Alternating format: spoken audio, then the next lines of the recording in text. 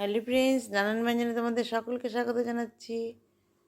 আর দেখো এখানে মানে মিলের চালের গুঁড়ো, এর মধ্যে লবণ দিয়ে একটু ফেটিয়ে নিচ্ছে, আর একটু লবণ দেবে।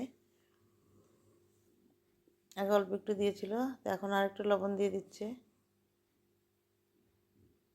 তো লবণ দিয়ে এখন আর একটু জল দিয়ে দেবে। এটা আমার হাজব্যান্ড বানাচ্ছে সন্ধ্যাবেলা টিফিনের জন্য। তখন এটাকে আবার একটু জল দিয়ে একটু গুলিয়ে নিচ্ছে, যেন অল্প করে বানাচ্ছে।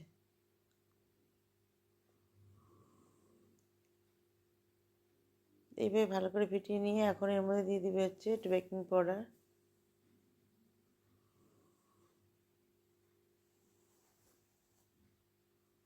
এখন একটু বেকিং সোডা দিয়ে দিচ্ছে,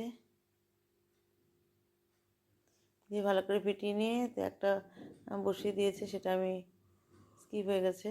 আর এখন দেখো এটাকে এখন তুলে নেবে। আর একটু চালটাকে একটু ভালো করে ফিটিয়ে নিচ্ছে। এটা হয়ে গেছে, এটাকে নামিয়ে নিল। তখন আবার একটু কড়াইতে তেল পালিশ করে নেবে। করে নিয়ে এখন আর একটা বসিয়ে দিচ্ছে।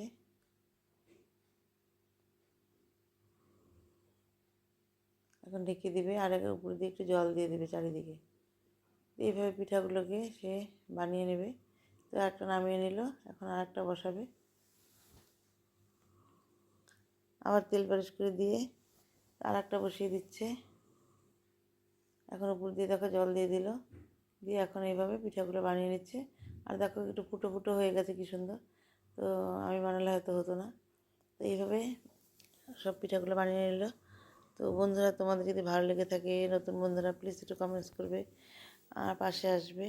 আর পুরনো বন্ধুরা আমার পাশে থেকো। দেখো সবগুলো ফুটো ফুটো হয়ে গেছে।